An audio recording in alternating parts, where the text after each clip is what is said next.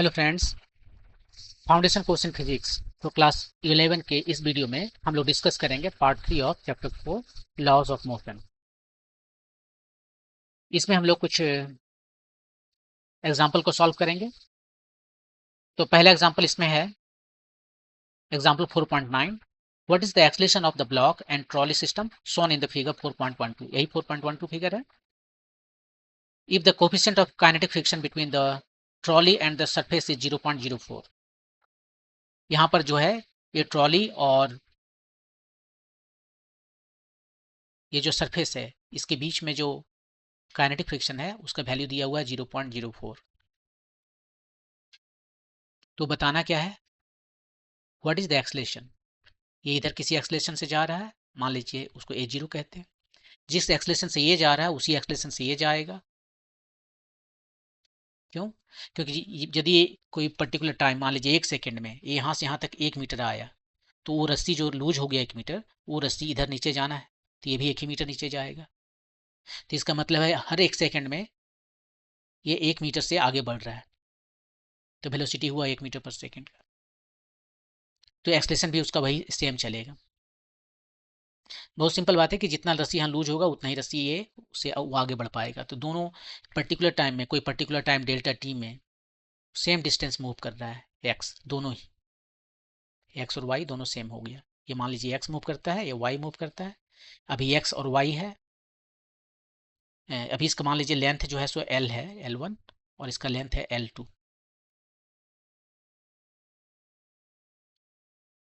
ठीक है, तो अभी इसका पूरा लेंथ कितना हुआ है, ये जो रस्सी कनेक्टेड है उसका हुआ है L1 प्लस L2।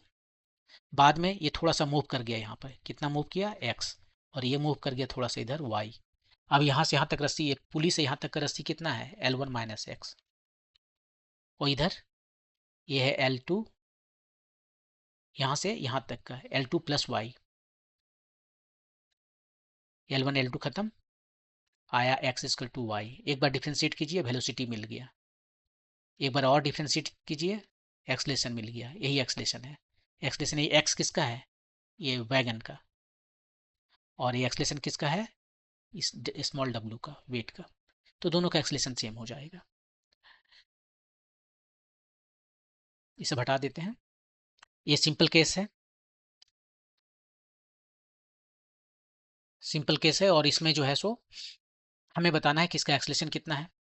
तो हमने यहाँ पर केवल ये कह रहे हैं कि दोनों का एक्सलेशन सेम है, a0।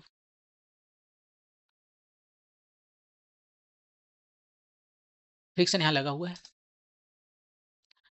तो ठीक है, अब इसको कैसे बनाएंगे। सबसे पहले जो है सो इसका हम फ्री बॉडी डायग्राम बनाएंगे। कितने फोर्सेस लग रहे हैं इस पर, W पर जो है एक फोर्स नॉर्मल रिएक्शन लगेगा, एक इसका वेट लगेगा mg। अलग बना लें यहाँ पर, एक फोर्स एन, ये आपका W है बड़ा वाला वैगन। एक फोर्स नीचे, कितना नीचे लगेगा, 20g।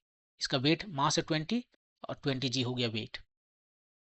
एक राइट साइड में लग रहा है टेंशन, और लेफ्ट साइड में लग रहा है, ये मूव कर रहा है ना, तो मूव कर रहा है तो यहाँ पर काइनेटिक फ्रिक्शन लगेगा F की, और उसका वैल्यू फिक्स्ड होता है। काइनेटिक फ्रिक्शन का वैल्यू हमेशा फिक्स्ड होता है, वो होता है म्यू के टाइम्स एन। एन के वैल्यू यहाँ से निकाल सकते हैं। ये है आपका बड़ा वाला बैगन। छोटा बैगन जो है यहाँ पर, छोटा बैगन नहीं, छोटा जो ब्लॉक है, ये आपका ब्लॉक है, और ये आपका वैगन है। ब्लॉक में जो फोर्स लग रहा है, एक ऊपर में टेंशन, और एक नीचे इसका 3 kg का मास है कि कुछ है ऐसे, 30 न्यूटन का फोर्स लग रहा है नीचे में। 3 kg का मास है, 3 kg का मास है तो 30 न्यूटन फोर्स लगेगा। अब देखिए टेंशन दोनों में सेम क्यों है, क्योंकि ये पुली जो है सो फ्रिक्शन लेस है। क्या लिखा है, neglect the mass of the string. Of course string को तो नेग्लेक्ट करेंगे, और इसने पुली के बारे में कहीं कुछ नहीं लिखा है। देखिए पुली दो कंडीशन में जो है दोनों तरफ टेंशन सेम होगा। यदि पुली जो है सो फ्रिक्शन लेस हो जाए, या ये मास लेस हो जाए, तो मास लेस तो बड़ा मुश्किल है, फ्रिक्शन लेस होना थोड़ा सा ज़्यादा प्रैक्टिकल है। दोनों में से कोई एक चीज़ हो गया, यदि इसका मास जीरो हो गया या फ्रिक्शन जीरो हो गया, तो टेंशन दोनों साइड में जो है सो जीरो हो जाएगा। क्यों, ये रोटेशनल डायनेमिक्स में बताएंगे, अभी नहीं बताएंगे। बस अभी आपको इतना याद रखना है कि यदि फ्रिक्शन पुली का सेम है, फ्रिक्शन पुली यदि फ्रिक्शन लेस है तो दोनों तरफ टेंशन सेम होगा, या यदि पुली मासलेस है तो भी टेंशन दोनों तरफ सेम होगा। फिलहाल इतना ही। तो दोनों तरफ टेंशन सेम है तो इस पर एक फोर्स ऊपर लग रहा है टी और नीचे 30 न्यूटन। ये किधर चल रहा है? ये राइट चल रहा है। ऑफकोर्स ये देख के ही समझ सकते हैं। यदि आपको बिल्कुल उल्टा जाना है तो आप लेफ्ट में लगा के देख सकते हो, ये जो एक्सलेशन निकालोगे वो निगेटिव आ जाएगा। ये किस एक्सलेशन से जा रहा है? ए नॉट से। ये भी ए नॉट से जा रहा है। तो ये इसको कहते हैं फ्री बॉडी डायग्राम। ये बॉडी पर जितने भी फोर्सेस लग रहे हैं वो सभी हम दिखा दिए अकेला। फ्री मैं इसको अलग अलग कर दिए बाकी सबसे। अकेले इस बॉडी को लिए फ्री कर दिए और इस पर जो है डायग्राम बनाए हैं जो फोर्सेस लग रहे हैं सारे फोर्सेस के, कोई भी फोर्सेस छोड़ना नहीं। अब हम क्या करते हैं, अब हम जो है सो दो कंपोनेंट लेंगे हमेशा की तरह। ये एक प्लेन में मोशन है, एक स्ट्रेट लाइन में तो है नहीं, प्लेन में है ना, हॉरिजॉन्टल और वर्टिकल। तो हम इसमें क्या करेंगे, फोर्सेस भी देखते हैं प्लेन में लग रहा है तो दो ठो परपेंडिकुलर डायरेक्शन कंसीडर करेंगे, एक्स वाई। एक्स वाई इसलिए क्योंकि ये परपेंडिकुलर है। यहाँ पर एक्स हमारा हॉरिजॉन्टल हो गया और वाई हमारा वर्टिकल हो गया। तो हम सिंपली कह सकते हैं हॉरिजॉन्टल डायरेक्शन वर्टिकल डायरेक्शन, या फिर एक्स वाई डायरेक्शन कह सकते हैं, जो आपकी मर्जी हो आप कर सकते हो। तो ठीक है, हम हॉरिजॉन्टल अब दोनों ही डायरेक्शन में दोनों ही के लिए हम इक्वेशन लिखेंगे। तो हम सबसे पहले वैगन के लिए चलते हैं इधर, और ब्लॉक के लिए इधर लिखेंगे। वैगन के लिए हॉरिजॉन्टल डायरेक्शन में लिखते हैं या एक्स डायरेक्शन में? पहले वर्टिकल में ही लिख लेते हैं। उसका फायदा ये होगा कि तब हमें एन का वैल्यू पता चल जाएगा। वर्टिकल डायरेक्शन में कोई मोशन नहीं है तो नेट फोर्स जो है सो जीरो होगा। एक फोर्स ऊपर में है एन और नीचे में एक फोर्स है 20 जी। वाई डायरेक्शन में कोई फोर्स है? एक एन ऊपर, एक 20 जी नीचे। वर्टिकल डायरेक्शन में कोई फोर्स नहीं है और ये जीरो होगा क्योंकि इसमें कोई मोशन ही नहीं हो रहा है, एक्सलेशन जीरो है। तो यहाँ से एन जो है सो 20 आ गया, 20 जी है एक्चुअली, 20 kg है तो 20 जी हुआ। और जी का वैल्यू 10 रखने पर ये 200 न्यूटन आ गया। अभी इधर भी एन लिखे हैं और ये भी एन कंफ्यूजन करेगा, तो जस्ट एन इजकल टू 200। तो वर्टिकल देख लिया, अब हॉरिजॉन्टल देखते हैं। हॉरिजॉन्टल में कितना फोर्स लग रहा है? एक टी लग रहा है राइट साइड में, राइट साइड को पॉजिटिव ले लेते हैं, और लेफ्ट साइड में माइनस कितना है, म्यू के एन। अब यहाँ पर जो है सो फोर्स लग रहा है, इसका मोशन भी है, तो मोशन है क्या लिखेंगे, कौन सा फॉर्मूला लगाएंगे हॉरिजॉन्टल में? F equal to mass time acceleration, क्योंकि मास फिक्स्ड है। मास कितना है? मास इसका एम ले लेते हैं, एक्सलेशन को ए नॉट बोले हैं ना। अब सबका वेरिएबल का वैल्यू रखकर एक इक्वेशन बना लेते हैं। टी कितना है हमें नहीं पता, म्यू के कितना है ये दिया हुआ है, म्यू के है 0.04, 0.04। एन कितना है यहाँ से देखिए 200। एम कितना है 20, ये नॉट हमें नहीं पता। तो टी माइनस ये कितना हो गया 8 इक्वल टू 20 ए नॉट। एक इक्वेशन आपका ये आ गया टी और ए में, ए नॉट में। अब आते हैं ब्लॉक पर। ब्लॉक में जो है सो वर्टिकल में देखते हैं, ये नीचे जा रहा है, वर्टिकल डायरेक्शन में मोशन है, तो F equal to M A formula लगाएंगे। जो वर्टिकल डायरेक्शन में फोर्स लग रहा है, जो वर्टिकल डायरेक्शन में एक्सलेशन में। वर्टिकल डायरेक्शन में फोर्स कितना लग रहा है? अब इसके लिए जो है सो हम नीचे वाला पॉजिटिव लें, किधर मोशन हो रहा है, नीचे जा रहा है तो उधर का फोर्स ज्यादा होगा, राइट। 30 ज्यादा है टी से, तभी तो नीचे एक्सलेशन है। तो ये फोर्स हो गया हमारा। मास कितना है? मास है इसका 3 kg। देखिए यहाँ पर 3 kg मास है। एक्सलेशन सेम ए नॉट जो इसका था वही इसका। ये इक्वेशन नंबर 2। टी और ए नॉट में एक इक्वेशन यहाँ मिला, टी और ए नॉट में एक इक्वेशन यहाँ मिला। इसका हॉरिजॉन्टल मोशन है ही नहीं तो कंसीडर क्यों करें। तो दोनों इक्वेशन को हम सॉल्व करते हैं और हमें टेंशन भी मिल जाएगा, एक्सलेशन भी मिल जाएगा। Solving equation 1 and 2। t minus 8 is equal to 20 a naught. 30 minus t is equal to 3 a naught.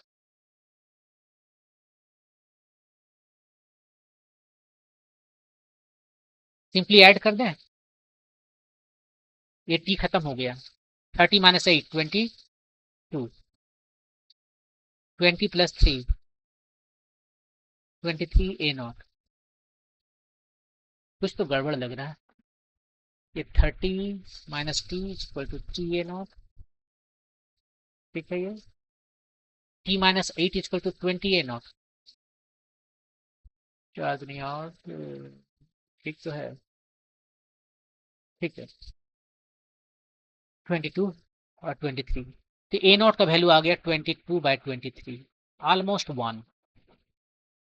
इतना मीटर पर सेकेंड स्क्वायर. 0.99 कुछ ऐसे आएगा आपका, बहुत क्लोज है. 22-23 इतना आएगा.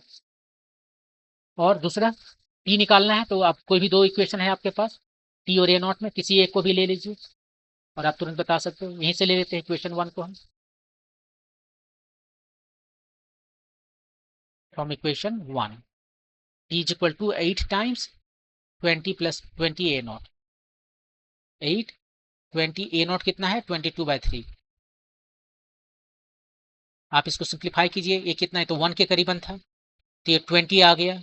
28 समथिंग लाइक 27, क्योंकि 0.99 समथिंग है. इतना आपका आंसर आ गया. एग्जैक्ट वैल्यू आप निकाल सकते हो, उतना कैलकुलेशन करते हो. तो इस तरीके से आप टेंशन निकाल सकते हो, और आप क्या निकाल सकते हो, इसके एक्सलेशन पे निकाल सकते हो. तो यहाँ पर हमने फ्री बॉडी डायग्राम बनाया. इसके फ्री बॉडी डायग्राम बना के इसके लिए motion Newton's law of second law लिखा, इसके लिए Newton's second law of motion निकाला, और हमने इसको बना लिया. यदि इसको और शॉर्टकट में बनाना चाहते थे, जल्दी बनाना चाहते थे, तो आप क्या कर सकते थे,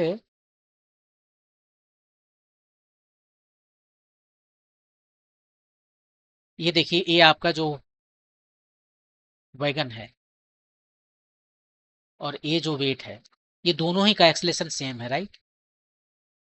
जब दोनों का एक्सलेशन सेम है, बस आप इसको ऐसा सोच सकते हो कि एक यहाँ पर रखा हुआ है और एक यहाँ पर रखा हुआ है. ये वैगन है आपका, और ये जो है सो हवा में है, क्योंकि ये तो टच हो नहीं रहा है, ये हवा में है, और ये कनेक्टेड है. बस इस तरीके से यहाँ पर इसके लिए म्यू जो है सो 0 सोच सकते हो, या फ्रिक्शनलेस सोच सकते हो. हवा में कैसे रहेगा. इस पर कितना फोर्स लग रहा है, टेंशन लग रहा है, उसको छोड़ दीजिए. अब जो सिस्टम हमारा है वो है वैगन प्लस ब्लॉक. इसको हम एक सिस्टम कंसीडर कर रहे हैं. जब इसको हम सिस्टम कंसीडर कर रहे हैं तो केवल एक्सटर्नल फोर्सेस को देखेंगे. तो एक्सटर्नल फोर्सेस एक एन लगा ऊपर में, और इसका वेट है 20 kg था ना, तो 200 न्यूटन नीचे लग गया. पिछले वाला से याद कीजिए, 20 kg इसका वेट है, नीचे 200 न्यूटन लग गया. और दूसरा का 3 kg वेट है, किधर गया, यहाँ पर. तो वो इस पर एन लग एन 1 बोले इसको, और ये 3 kg है तो 30 न्यूटन इस पर लगा. कोई फ्रिक्शन इस पर नहीं लगेगा, इस पर फ्रिक्शन लगेगा. इधर कितना लगेगा, एफ के इज इक्वल टू म्यू के टाइम्स एन. बस इतना ही.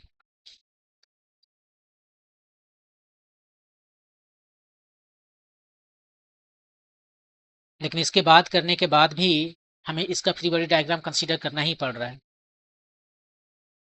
और 3 न्यूटन का जो इधर पोस्ट ये वाला था, इसको नहीं लिखा हमने. ये जो 30 न्यूटन जो है, 3 न्यूटन है, 3 kg वेट जो है वो नीचे लग रहा है. मतलब अब कहाँ लग रहा है, इधर 30 न्यूटन लग रहा है. तो यदि इसको कंबाइंड रूप से हम कंसीडर करें, sigma F x, so total mass हुआ, एक्सटर्नल वाला देख रहे हैं, total force mass time acceleration, acceleration से मूव कर रहा है, दोनों सेम एक्सलेशन से मूव कर रहा है. तो हमें क्या करना पड़ेगा, ये 30 जो है फोर्स राइट में लग रहा है, और लेफ्ट में क्या लग रहा है, म्यू के एन. और मास इसका कितना है, दो टोटल मिला के, इसका 20, इसका 3, 23 मास टाइम एक्सलेशन. यहाँ से निकाल सकते हैं, लेकिन हमें एन का वैल्यू निकालना पड़ेगा, और एन के वैल्यू के लिए इसका हमें वर्टिकल कंपोनेंट कंसीडर करना ही पड़ेगा. यहाँ पर एन जो है सो कितना हो गया 200 न्यूटन, क्योंकि वर्टिकल डायरेक्शन में कोई मोशन नहीं है. यदि वहाँ हम ये कर लें तब हम निकाल सकते हैं. 0.04 बोला है, ये 200, 23 A0। अब यहाँ से A0 आप निकाल लीजिए, ये हो गया 22/23 जो पहले आया था वही। लेकिन टेंशन यहाँ से अब नहीं निकाल सकते, क्योंकि यहाँ पर आपने सिस्टम जो कंसीडर किया दोनों को एक साथ किया है, तो टेंशन नहीं निकाल सकते। टेंशन निकालने के लिए फिर आपको ये पीछे वाला मेथड यूज करना पड़ेगा, किसी एक का फ्री बॉडी डायग्राम यूज करना पड़ेगा। जैसे देखिए यहाँ पर निकालते हैं। अब हमने शुरू में किया था कि स्टार्ट किया दोनों को एक कंबाइंड सिस्टम मान के, अब यहाँ पर सिस्टम हमारा जो है चेंज करके छोटा वाला ब्लॉक ले लिए जिसमें कि 30 N लग रहा है और कोई फोर्स नहीं, इधर टेंशन लग रहा है, ये वाला देखिए हॉरिजॉन्टल डायरेक्शन में, और इसका एक्सलेशन कितना है वो निकला हुआ है यहाँ पर, ये वाला। तो F=ma लगाएंगे फॉर्मूला, एफ इस पर कितना है 30 राइट में, T लेफ्ट में, नेट फोर्स इतना हो गया, इसका मास है 3, एक्सलेशन है A0, यहाँ से आप जो है सो निकाल सकते हो 30 - 3 A0।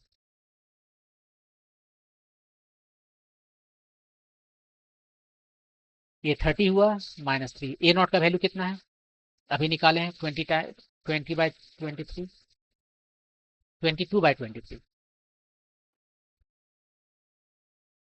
तो ये ऑलमोस्ट 27 ऐसे कुछ आएगा।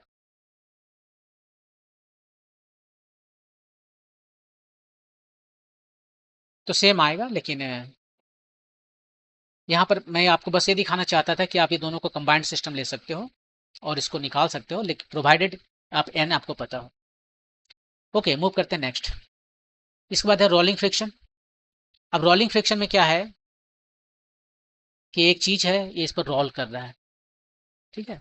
कॉन्टेक्ट जो है सो एक जस्ट एक पॉइंट है,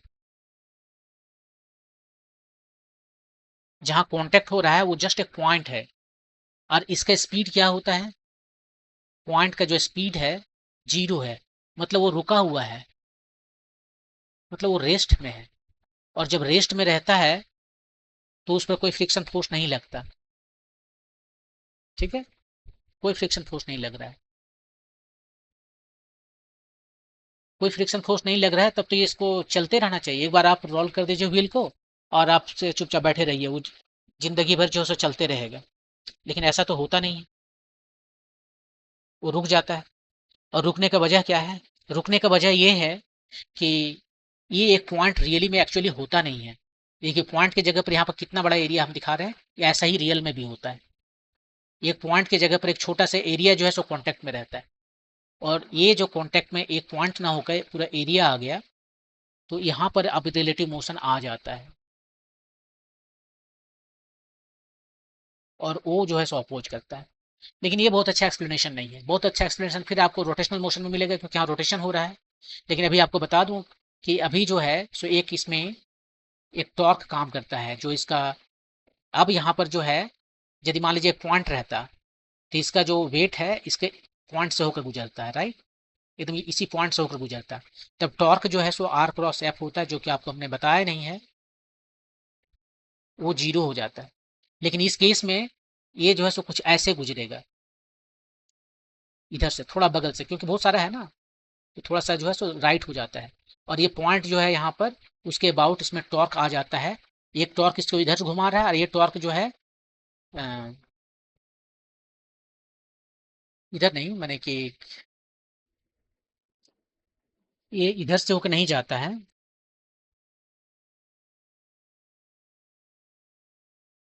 ये थोड़ा सा इधर से होकर जाता है, इधर लेफ्ट साइड से।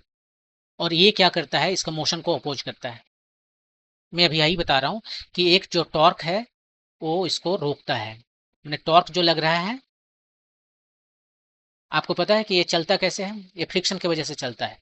फ्रिक्शन ही इसको टॉर्क देता है घूमने के लिए। लेकिन फ्रिक्शन जिस डायरेक्शन में इसको घुमाता है, ये फोर्स जो है उसको अपोजिट डायरेक्शन में घुमाएगा। और ऐसा इसलिए हो रहा है कि एक पॉइंट यहाँ पर नहीं बल्कि बहुत सारे पॉइंट कांटेक्ट में, ये थोड़ा डिफॉर्म हो जाता है, अपना वेट की वजह से डिफॉर्म हो जाता है, और इसलिए ये रुकता है। और ये ज़्यादा से ज़्यादा डिफॉर्म ना हो, इसके लिए हम लोग क्या कोशिश करते हैं, टायर में हवा भर देते हैं, ताकि ये पॉइंट और कॉन्टैक्ट जो है सो कम से कम सरफेस लिए हुए रहे।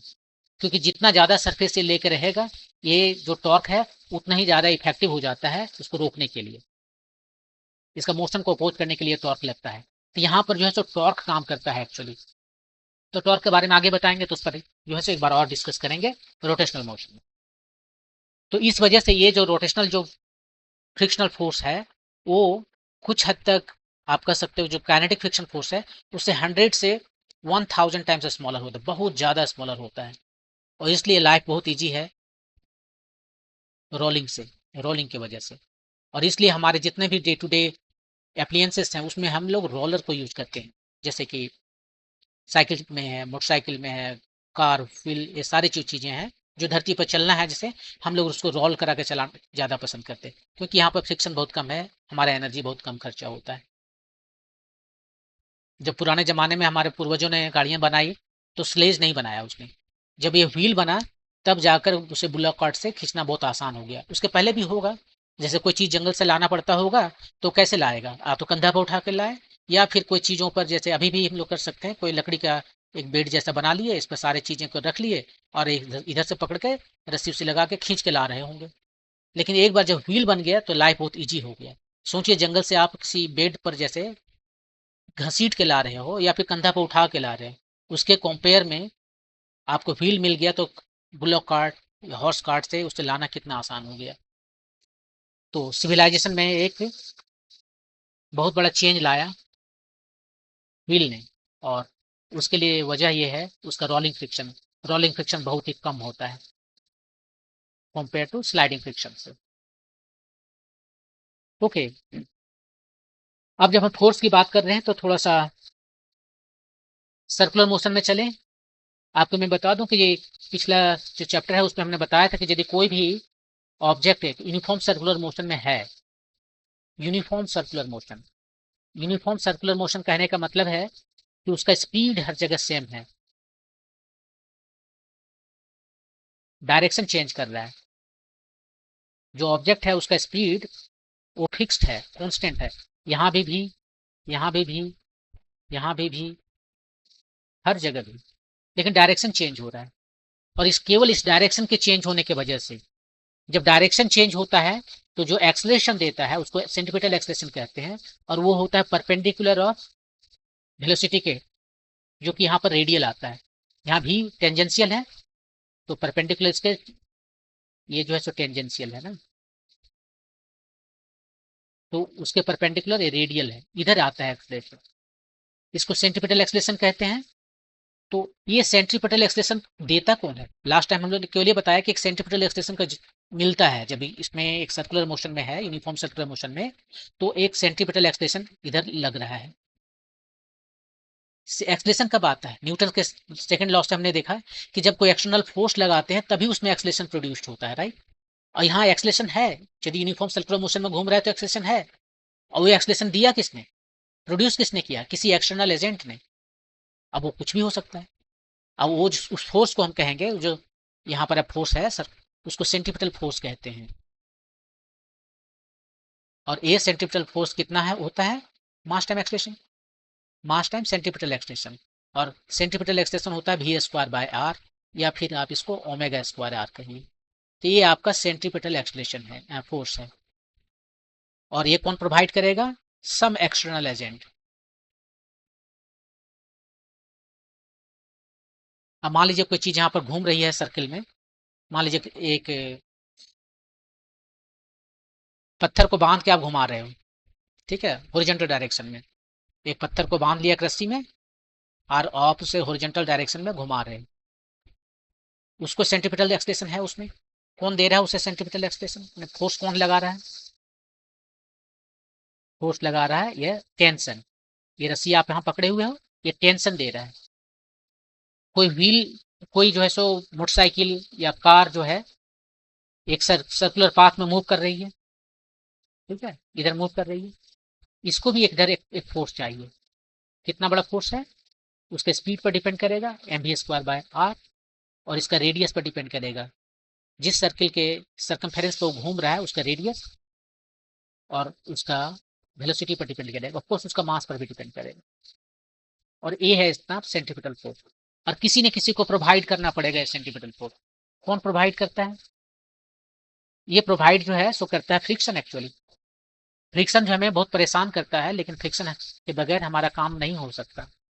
फ्रिक्शन प्रोवाइड्स ये सेंट्रीपिटल फोर्स।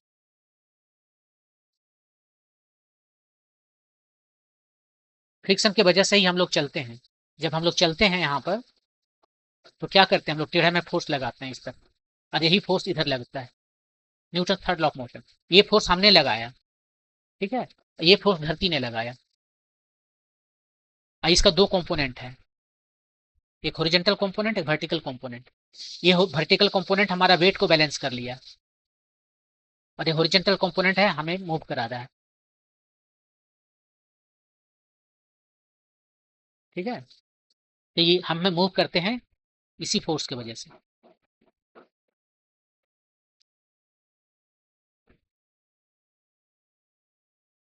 और जो हम जो फोर्स लगाते हैं इसका भी दो कंपोनेंट है, एक इधर एक इधर।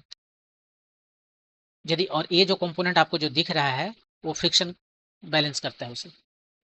तो जो फोर्स हम पीछे लगा रहे हैं उसको फ्रिक्शन ने रोक दिया, हम इधर लगा रहे हैं, फ्रिक्शन ने इधर लगाया उसको अपोजिट डायरेक्शन में, वही इसको बैलेंस किया और उसी से हम आगे बढ़ते हैं।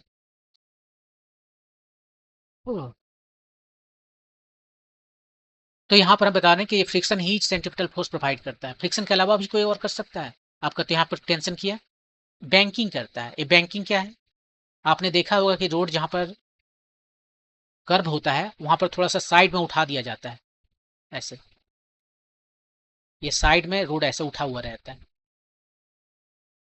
ये रोड उठा हुआ रहता है तो वहां पर टर्न लेना आसान हो जाता है। ये बैंकिंग कहते हैं। ये बैंकिंग की वजह से क्या होता है, वेट जो है गाड़ी का, उसका एक पार्ट जो है, वो वही वेट का एक पार्ट जो है बैंकिंग की वजह से, जो गाड़ी का वेट है वो प्रोवाइड करता है सेंट्रीपिटल फोर्स। सेंट्रीपिटल फोर्स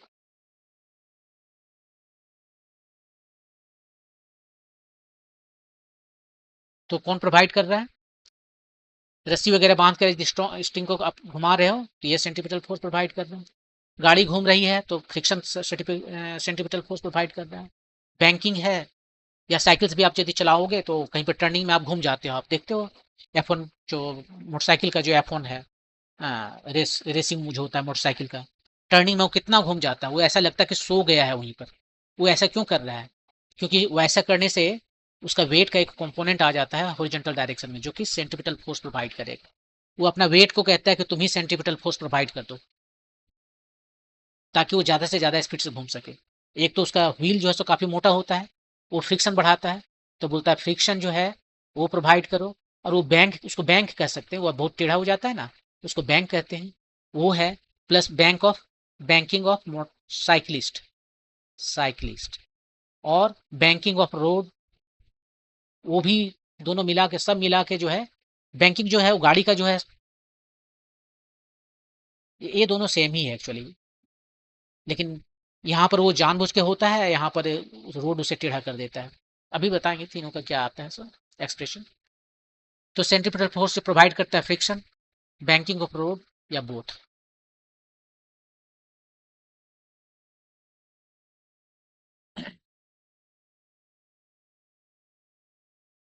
तो एक एक करके देख लेते हैं। पहले पहले फ्रिक्शन वाला देखते हैं। फ्रिक्शन कितना जो है सो किस तरह से सेंट्रीपिटल फोर्स प्रोवाइड करता है और कितना चाहिए। ये सर्कुलर पाथ है, इसमें मान लीजिए कोई चीज मूव कर रही है, मान लीजिए मोटर है, कोई मोटर कार है,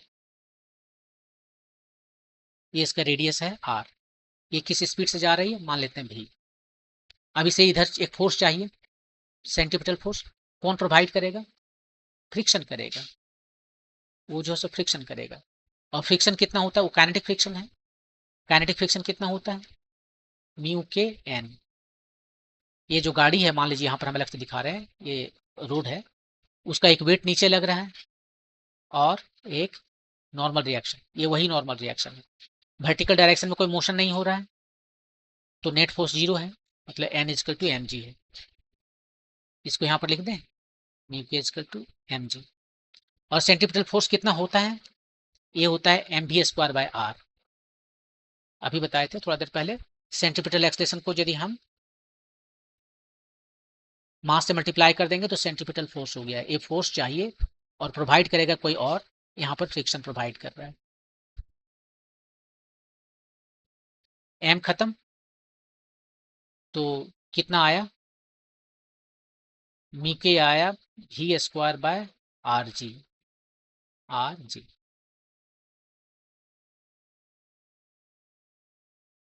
यहाँ से आप जो है सो बता सकते हो कि किस स्पीड से चलना चाहिए। यदि म्यू के वैल्यू कम है तो भी जो कम रखना पड़ेगा। म्यू के वैल्यू ज़्यादा है तो भी को आप ज़्यादा कर सकते हो for a given r and g. G तो कांस्टेंट है, आर उसका रेडियस है। तो भी स्पीड से जाने के लिए उसे कितना म्यू होना चाहिए, ये देखिए ये एक्सप्रेशन आपको देता है। तो ये है फ्रिक्शन जो है प्रोवाइड कर रहा है सो। अब मान लीजिए बैंकिंग का देखते हैं, प्योर बैंकिंग।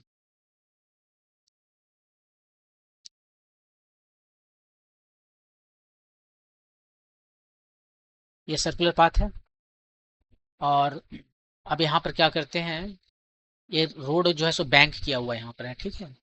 मतलब ये रहना चाहिए ये हॉरिजॉन्टल, लेकिन अब यह इतना जो है सो गाड़ी यहाँ पर चलेगी गाड़ी। ये जो गाड़ी है ऐसे रहेगी। इसको अलग बनाते हैं ताकि क्लियर हो जाए। ये जमीन हॉरिजॉन्टल है और ये रोड है। आप हमारा ये देखिए, अब हमारा रोड है ऐसे, जितना उसे उठा दिया है इसको कहते हैं बैंकिंग। इस पर जो गाड़ी आई है, ये हमारा गाड़ी अब ऐसे टेढ़ा हो गया। इसका वेट है नीचे और नॉर्मल रिएक्शन है इधर, ठीक है। और कोई फ्रिक्शन नहीं है। अब mg का एक कंपोनेंट इधर आया, इधर नहीं देखेंगे।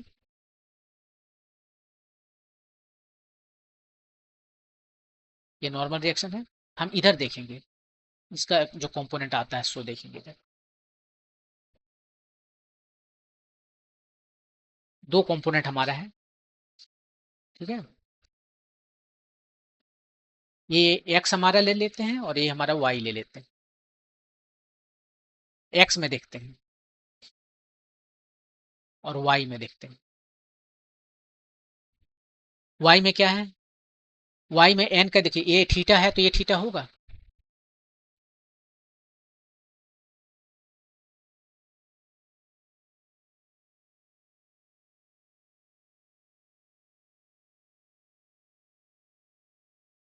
ये थीटा है तो इधर से और इधर से दोनों के बीच का एंगल थीटा, थीटा ही होगा।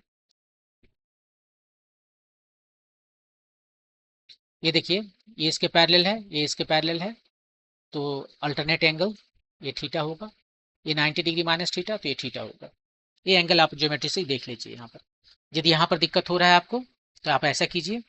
ये दिक्कत का वजह है क्योंकि मैंने बहुत बड़ा ऑब्जेक्ट लिया है। ऑब्जेक्ट को पॉइंट ऑब्जेक्ट लीजिए, इसका वेट यहाँ पर है नीचे। ये है नॉर्मल रिएक्शन, ये एंगल है थीटा, ठीक है। ये एंगल कितना हुआ, 90 डिग्री माइनस थीटा। और ये डायरेक्शन में आप देखिए, ये हॉरिजॉन्टल डायरेक्शन लिए थे यहाँ पर। ये ये थीटा है तो ऑफकोर्स ये थीटा होगा, और ये थीटा है तो ये 90 माइनस थीटा होगा, और तब ये आके थीटा होगा। इस पर ये परपेंडिकुलर है तो ये थीटा हो गया। तो वर्टिकल डायरेक्शन में देखते हैं एन का कौन सा कंपोनेंट है, एन कॉस थीटा। अब उसको बैलेंस कौन कर रहा है, एम जी। एक्चुअली अदरवाइज है, अदर वे अराउंड है ये। एम जी जो है इसका वेट है, इसको कौन बैलेंस कर रहा है, एन नहीं बैलेंस कर रहा है, एन कॉस थीटा बैलेंस कर रहा है। एन का जो कंपोनेंट है इधर, एन कॉस थीटा, वो बैलेंस कर रहा है। और एन का कंपोनेंट इधर है एन साइन थीटा, वो प्रोवाइड कर रहा है सेंट्रीपिटल फोर्स। अब एक्स डायरेक्शन में आते हैं, एन साइन थीटा जो है, और कोई फोर्स है क्या, इस पर तो दो ही फोर्स है ना, एक एन है एक एम जी है, right. Only two forces, N and M G, और कोई तीसरा फोर्स नहीं है। तो एन का एक कंपोनेंट एन साइन थीटा जो है इधर लग रहा है, और एम जी का कोई कंपोनेंट आएगा नहीं क्योंकि ये हॉरिजॉन्टल के साथ में एम जी वर्टिकल है जो कि परपेंडिकुलर है। तो ये प्रोवाइड कर रहा है आपको सेंट्रीपिटल फोर्स एम भी स्क्वायर बाय आर। तो ये आपका दो इक्वेशन आ गया। एन साइन थीटा प्रोवाइड कर रहा है सेंट्रीपिटल फोर्स, और एन कॉस थीटा अपने उसका वेट को बैलेंस कर रहा है, सेंट्रीपिटल फोर्स। ये दोनों को सॉल्व कीजिए और देखिए एंगल कितना आता है, बैंकिंग एंगल कितना चाहिए किसी स्पीड भी से मूव करने के लिए। 1 को 2 से डिवाइड कर देते हैं तो टेन थीटा आ गया, equal to we square by are G. Tan theta कितना आया, V square by are G. जितना ज्यादा आपको भी रखना है ये थीटा उतना ज्यादा होना चाहिए, या जितना आपको आर कम रखना है थीटा उतना ज्यादा होना चाहिए। ठीक है, अब देखते हैं बैंकिंग प्लस फ्रिक्शन दोनों साथ में। जो अभी बनाया था मैंने वही बनाऊंगा फिर।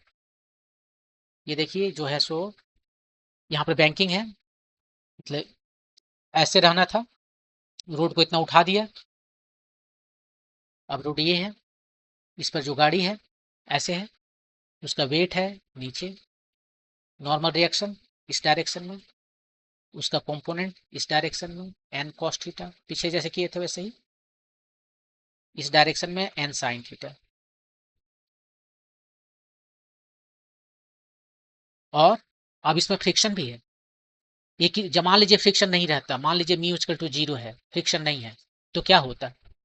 तो ये जो है सो आपको पता है ना कि आप बस में बैठे रहते हैं तो जिधर गाड़ी मूव कर रही है इधर आप उधर सरक जाएंगे, इधर इधर चले जाएंगे, दूर चले जाएंगे, ऐसे इधर जाने लगेंगे, राइट।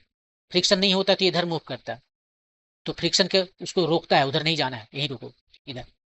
ये है फ्रिक्शन। और ये चलते समय ये एफ है इसका, एक्चुअली यहाँ पर एफ एस होना चाहिए, क्योंकि इस डायरेक्शन में कोई स्लाइडिंग नहीं हो रहा है, चल तो गाड़ी इधर रही है। तो पीछे मैंने जो म्यू के लिखा है वो भी गलत लिखा है। म्यू के लिखा है क्या, नहीं है, यहाँ पर लिखा है म्यू के। म्यू के जो है वो म्यू के नहीं दे रहा है, उस डायरेक्शन में तो स्लाइड हो ही नहीं रहा है, ये म्यू एस होगा, म्यू एस होगा, क्योंकि स्लाइडिंग तो नहीं हो रहा है उधर ना।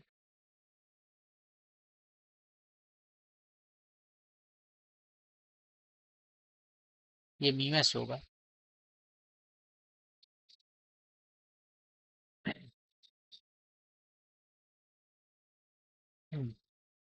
तो ये फोर्स है म्यू एस यहाँ पर,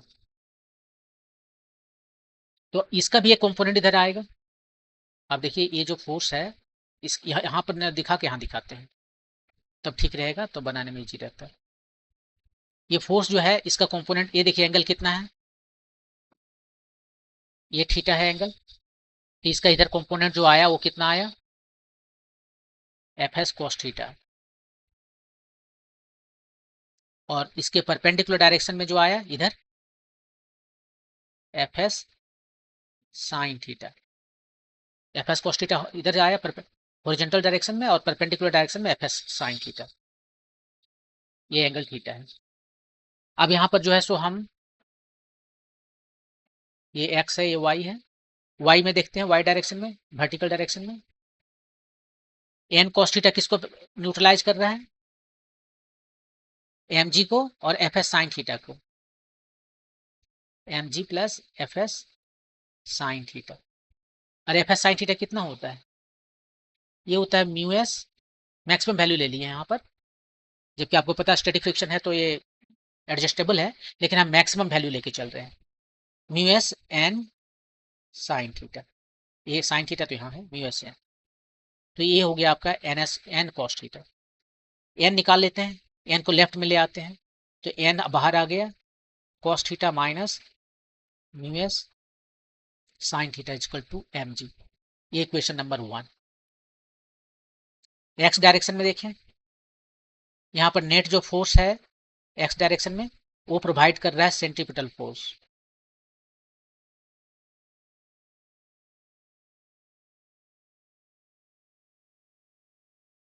तो सेंट्रीपिटल फोर्स कितना हुआ, ये यहाँ पर पहले इसका एक्स कंपोनेंट देखते हैं, एन का component N sine theta, f S का component f s cos theta, m g का कंपोनेंट 0 क्योंकि 90 डिग्री, तो N sine theta plus F s cos theta, यही फोर्स लग रहा है एफ एक्स हमारा, और ये हमें प्रोवाइड कर रहा है इसका सेंट्रीपिटल फोर्स जो होता है M V square by R. F S का वैल्यू है mu S N maximum value, N common कर लेते हैं, sine theta plus mu S cos theta M V square by R, ये दो वैल्यू आया। अब आपके पास दो इक्वेशन है, एक यहाँ है एक यहाँ है, एन में हम इंटरेस्टेड नहीं है, डिवाइड कर देंगे, एन खत्म हो जाएगा, रिलेशन आ जाएगा थीटा और M V square by R में। तो एक को हम 2 से डिवाइड करते हैं, इधर क्या आ गया, कहाँ है पहला इक्वेशन, ये cos theta minus mu S sine theta. एक नहीं, 2 को 1 से डिवाइड करते हैं, क्योंकि ऊपर में हम वी स्क्वायर रखना चाहते हैं।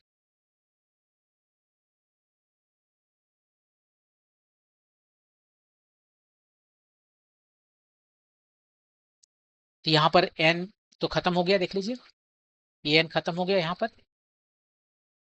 यहाँ है sine theta plus mu S cos theta, और उधर क्या है, cos theta minus mu S cos theta, mu S sine theta होना चाहिए, हाँ म्यू एस साइन थीटा। वहाँ एम जी है, यहाँ M B square by R है, यहाँ M B square by R है, वहाँ एम जी है, एम खत्म, ये आ गया V square by are G. ये साइन में है, ऐसा करते हैं न्यूमरेटर और डिनोमिनेटर दोनों को ही हम डिवाइड कर देते हैं कॉस से, इसको भी कॉस से डिवाइड कर दिए और इसको भी कॉस से डिवाइड कर दिए। तो इससे क्या फायदा होगा, साइन बाय कॉस हो गया tan theta plus cos by cos 1 रह गया म्यू एस, ये कॉस बाय कॉस हो गया 1 minus mu S, sine by cos हो गया tan theta equal to we square by are G. अब ऐसा करते हैं, हम म्यू एस को बोलते हैं कि भाई ये हमारा टेन अल्फा है, ये तो कह सकते हैं ना, म्यू एस एक नंबर है और टेन अल्फा हम लिख सकते हैं। ऐसा इसलिए कि म्यू एस कुछ भी हो सकता है। अच्छा, म्यू एस का वैल्यू कितना हो सकता है, क्या आप बोलोगे, 1 से कम होगा, म्यू एस का वैल्यू कुछ भी हो सकता है, एनीथिंग, 0 से बड़ा, इन्फिनिटी से छोटा, कोई भी वैल्यू रह सकता है, कहीं कोई रेस्ट्रिक्शन नहीं कि म्यू एस का वैल्यू 1 से कम ही रखना है। और जब ये कोई भी वैल्यू ले सकता है तो हम इसको साइन थीटा नहीं कर सकते, क्योंकि साइन थीटा का वैल्यू -1 और 1 के बीच में होता है, जबकि टेन थीटा का वैल्यू माइनस इन्फिनिटी से इन्फिनिटी के बीच में होता है, कुछ भी होता है, राइट।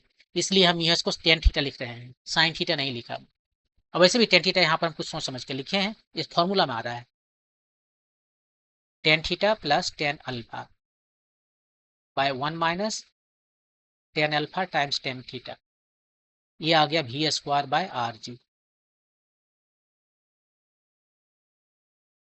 ये आ गया tan A plus tan B by 1 minus tan A tan B, tan theta plus alpha equal to we square by R G.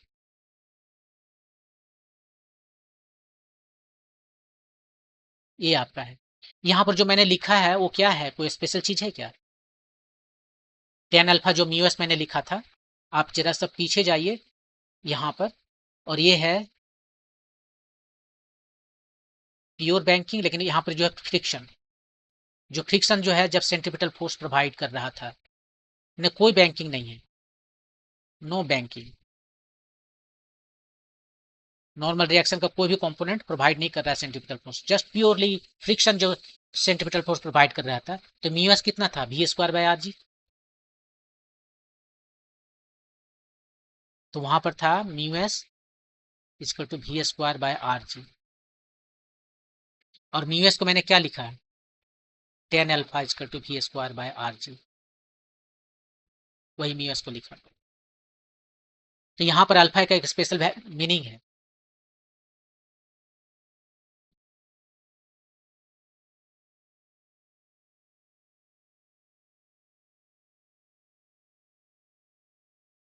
इसमें देखिए जो बैंकिंग वाला हम देख रहे थे, banking without friction, pure banking, यहाँ पर जो एंगल हमने बोला था उसको बोला था थीटा, और बैंकिंग विथ फ्रिक्शन के लिए एंगल जो मैंने बोला है वो भी बोल दिया थीटा, ये ठीक नहीं है। बैंकिंग, प्योर बैंकिंग के वाले एंगल को हम थीटा ना बोल के थीटा नॉट बोलते हैं, भी को सेम रखेंगे, इसलिए हम थीटा नॉट बोलते हैं यहाँ पर, थीटा नॉट का है।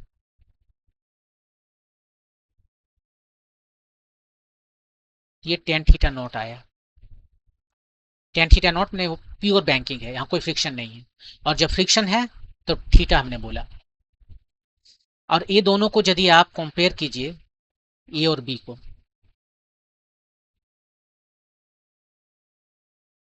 इस ए और बी को कंपेयर कीजिए, भी हमारा सेम है, रेडियस ऑफ सर्किल जो है सो सेम है, जी तो ऑफकोर्स कांस्टेंट है।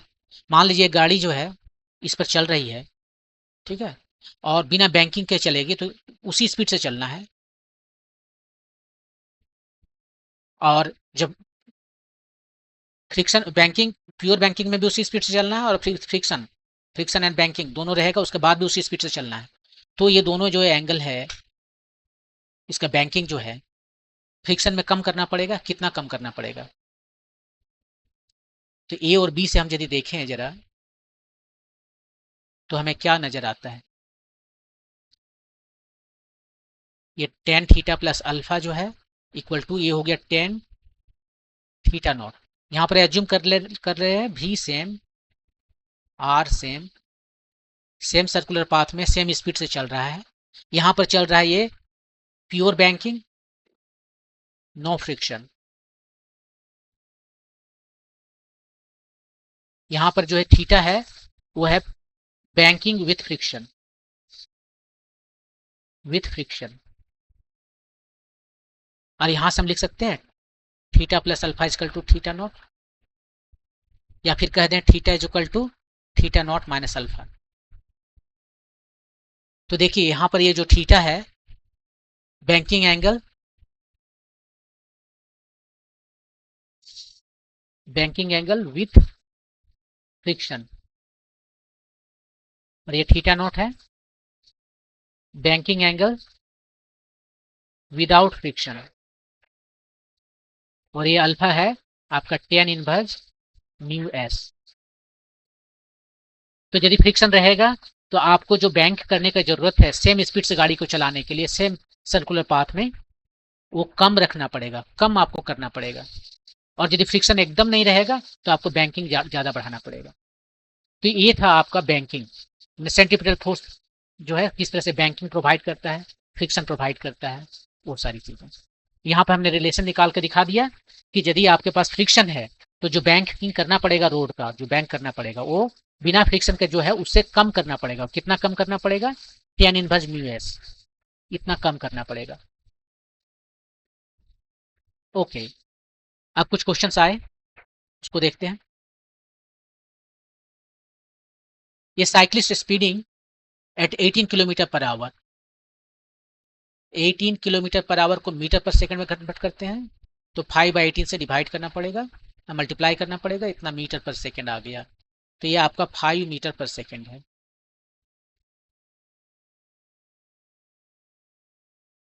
ऑन ए लेबल road takes a sharp circular turn of radius 3 metre, R जो है सो 3 मीटर का सर्कुलर टर्न आया ऐसे, without reducing the speed, speed इसका ही रहेगा 5 metre per second. The coefficient of static friction between the tyres and the road is 0.1, ये दिया हुआ। Will the cyclist slip while taking the turn, मैंने क्या वो सेफली टर्न ले पाएगा या स्लिप करेगा? तो कहने का ये मतलब है कि यहाँ पर जो सर्कुलर पाथ में मूव करने के लिए सेंट्रीपिटल फोर्स का जो जरूरत है वो फ्रिक्शन प्रोवाइड कर रहा है, और फ्रिक्शन क्या सफिशियंट फोर्स प्रोवाइड कर पाएगा उसे या नहीं कर पाएगा? तो अभी आपको मैंने जो दिखाया उसमें लिखाया था कि म्यू एस कितना होना चाहिए, ये होना चाहिए था V square by are G, यही होना चाहिए था। तो यहाँ पर म्यू एस का वैल्यू कितना होगा, यदि इसी स्पीड से जाना है ऐसे, तो म्यू एस का वैल्यू कितना होना चाहिए? इससे ज्यादा रहेगा तो चलेगा, इससे कम नहीं होना चाहिए, राइट। तो देखते निकाल कर कि इस स्पीड से चल रहा है तो म्यू एस का वैल्यू कितना होना चाहिए। वी जो है सो कितना है, 5 है, आर है 3, जी के वैल्यू 10 लेते हैं, ये 25/30, ये आया 5/6, 0.8, तो बहुत ज्यादा आ गया। 5 square by R G 3 times 10, 25/36, something like 0, इतना चाहिए उसे, है कितना? इतना ही है। ये वैल्यू जो है जिस जो चाहिए उसे 0.83 से कम है मतलब वो स्लिप करेगा ही। Cyclist will sleep. ठीक है, आप इसको दूसरे एंगल से भी सोच सकते थे, ये तो प्रॉब्लम सॉल्व हो गया है, अभी दूसरे एंगल से सोच सकते थे। उसमें क्या करना है, हम ये कर रहे हैं कि क्या यदि ये म्यू एस का वैल्यू 0.1 है तो भी मैक्सिमम क्या है जिससे वो इस 3 मीटर के रेडियस वाले सर्कुलर पाथ में चल सकता है। फिर same formula, mu S equal to we square by R G.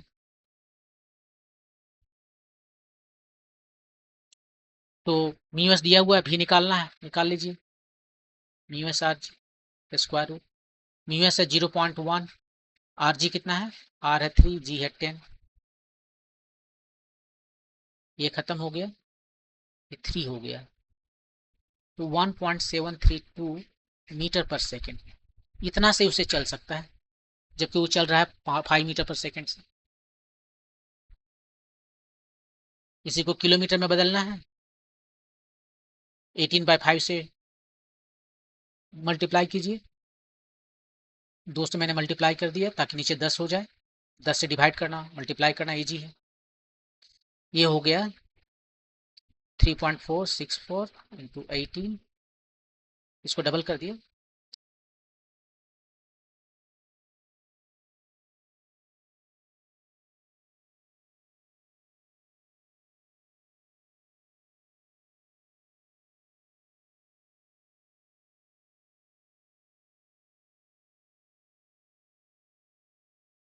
कुछ 62 किलोमीटर पर आवर।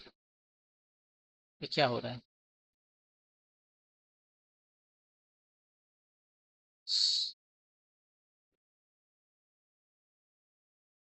नहीं ये तो गलत है ना।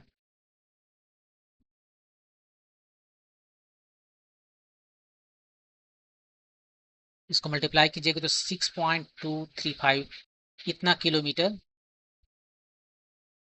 पर आवर आएगा। वो 18 से जा रहा है, इसी स्पीड से जाना पड़ेगा उसे safely.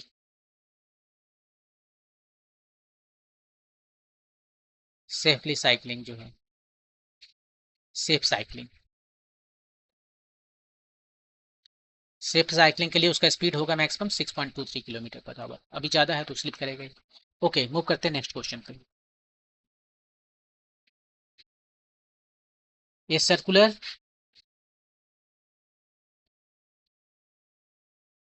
Race track of radius 300 metre, radius है 300 मीटर।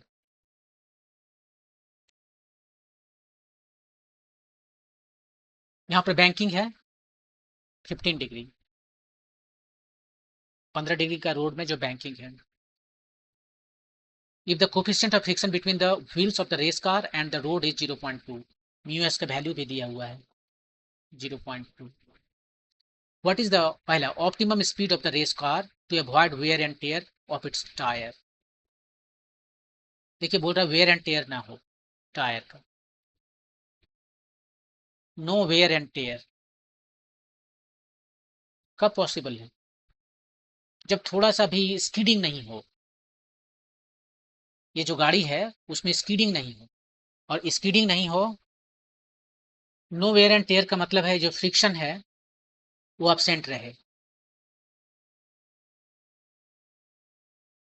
फ्रिक्शन एब्सेंट रहे इसका मतलब है कि जो भी यहाँ पर सेंट्रीपिटल फोर्स चाहिए इसमें घूमने के लिए वो कौन प्रोवाइड कर रहा है, वो प्योरली बैंकिंग, प्योर बैंकिंग जो है वही प्रोवाइड कर दे रहा है, फ्रिक्शन को जरूरत ही नहीं पड़ेगा। तो प्योर बैंकिंग के लिए जो फार्मूला भी हम लोगों ने निकाला वो क्या था, tan theta equal to we square by R G, और थीटा तो दिया हुआ है यहाँ पर 15 डिग्री। तो क्या स्पीड रहेगा उसका ताकि वेयर एंड टेयर ना हो, तो यहाँ से भी निकाल सकते हैं, जी आर टेन थीटा, वैल्यू रखिए सबका, जी का 10, आर का 300, और 10 15 डिग्री है राइट, तो 10 15 डिग्री कितना होता है,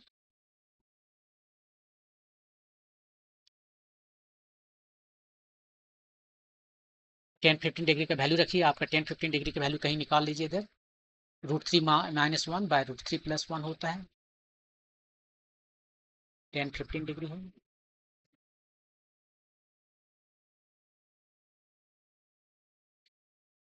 और इसको आप यदि सिंप्लीफाई कीजिए तो ये आ जाएगा कितना आपका 0.27।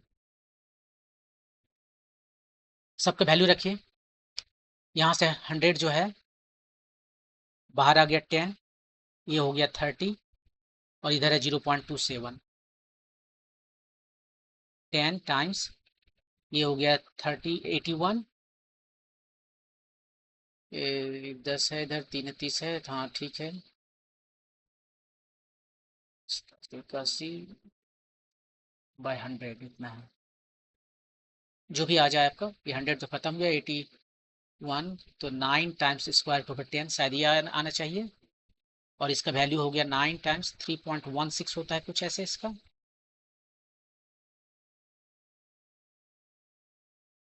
समथिंग लाइक 828 इतना मीटर पर सेकेंड। तो वो इसका गाड़ी है का स्पीड होना चाहिए। 28 मीटर पर सेकेंड होगा तो जो है सो उसका फ्रिक्शन को काम नहीं करना पड़ेगा सेंट्रीपिटल फोर्स प्रोवाइड करने के लिए, और ये हो जाएगा उसका 9 वेयर एम्पियर। सेकेंड केस, दूसरा जो है maximum permissible speed to avoid sleeping.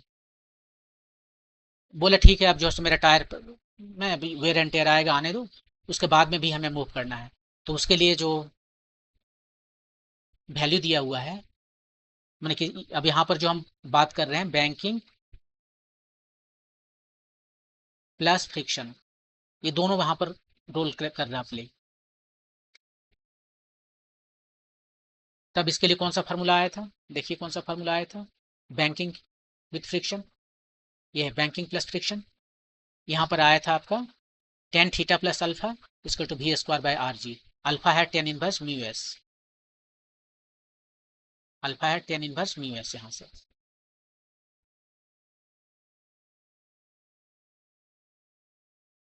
ये है टेन थीटा प्लस अल्फा इसको to we square by R G. और आपसे स्पीड पूछा गया है, मैक्सिमम स्पीड क्या होगा, v equal to G R tan theta plus alpha. सबका वैल्यू रखिए, जी आर तो अभी हमने निकाला था शायद, जी आर निकाला था, फिर से निकालना होगा।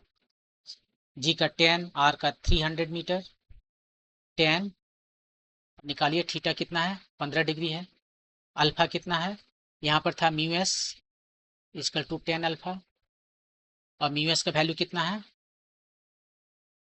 0.2 है,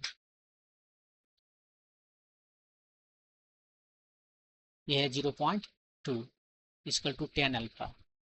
तो अल्फा कितना आ गया,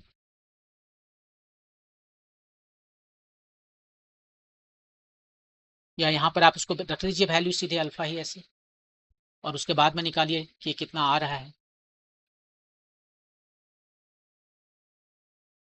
इसको कहीं पर आप किनारे निकाल लीजिए, देखिए इसको हम कैलकुलेशन नहीं करने वाले हैं। 10-15 degree plus alpha equal to 10-15 degree plus 10 alpha 1 minus 10-15 degree times 10 alpha. 10-15 degree का वैल्यू है 0.27, 10 अल्फा का वैल्यू है 0.2, 1 माइनस ये दोनों का प्रोडक्ट।